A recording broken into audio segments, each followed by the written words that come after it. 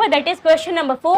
What is a balanced chemical equation and why should a chemical equation should be balanced? हमें क्या कहा गया है कि भैया ये बताओ कि ये बैलेंस्ड इक्वेशन क्या होती है, और तुमने ये बता भी दिया कि बैलेंस्ड इक्वेशन क्या होती है, तो ये भी बताओ कि क्यों करें हम एक केमिकल इक्वेशन को बैलेंस।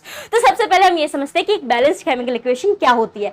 बैलेंस्ड केमिकल इक्वेशन उसे कहते हैं कि भाई रिएक्टेंट साइड में और प्रोडक्ट साइड में जो एलिमेंट्स है ना, उनके जो नंबर ऑफ एटम्स हैं वो बराबर हो। यानी अगर यहाँ पे हाइड्रोजन के नंबर ऑफ एटम्स 2 है तो प्रोडक्ट साइड भी हाइड्रोजन के नंबर ऑफ एटम्स क्या होने चाहिए, 2 ही होने चाहिए। मतलब दोनों side number of atoms equal होने चाहिए। अब सवाल आता है कि ऐसा क्यों एक केमिकल इक्वेशन बैलेंस्ड होनी चाहिए। तो देखो लॉ ऑफ कंजर्वेशन मास के मुताबिक, law of conservation of mass क्या कहता है कि देखो ना तो तुम मास बना सकते हो और ना तुम मास को डिस्ट्रॉय कर सकते हो, यानी बिगाड़ सकते हो।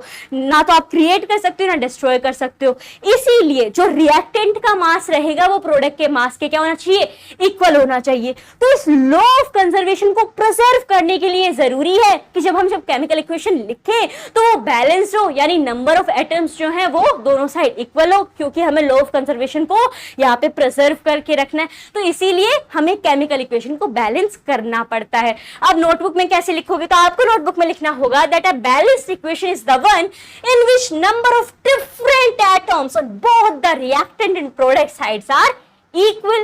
A chemical equation should always be balanced because the law of conservation of mass states that matter can neither be created nor destroyed. So in a chemical equation, the total mass of reactant must be equal to the mass of products formed. That is, the total number of atoms of each element should be equal on both the sides of a chemical equation. So आप इसे अपनी notebook में लिखोगे as a question number 4 का answer.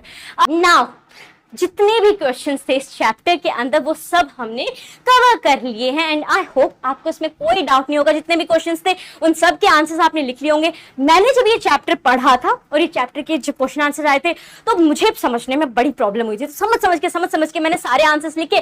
फिर मैंने सोचा कि जब मैंने समझ लिया तो क्या नाम है बाकी जो मेरे फ्रेंड्स हैं जो ऑलरेडी 10th में पढ़ रहे हैं मेरे साथ, तो उन्हें भी समझ में आ जाए। तो मैंने इसका वीडियो बना के आपके साथ जो थोड़ा बहुत मेरे दिमाग में गया था वो आपके साथ शेयर किया। अब आप इसे अपने दोस्तों के साथ शेयर करो ताकि जो मेरी लर्निंग थी वो आपके काम आई और आपकी लर्निंग उनके काम आए। सो शेयर दिस वीडियो, और हेल्पफुल लगा तो लाइक भी कर दो, और आगे जितना मैं पढ़ती जाऊं उतना आपके साथ शेयर करती जाऊं और उसके बारे में आपको पता चलता रहे तो सब्सक्राइब करके नोटिफिकेशन बेल पे भी जरूर क्लिक कर देना। मिलते हैं एक नई वीडियो के साथ। धन्यवाद।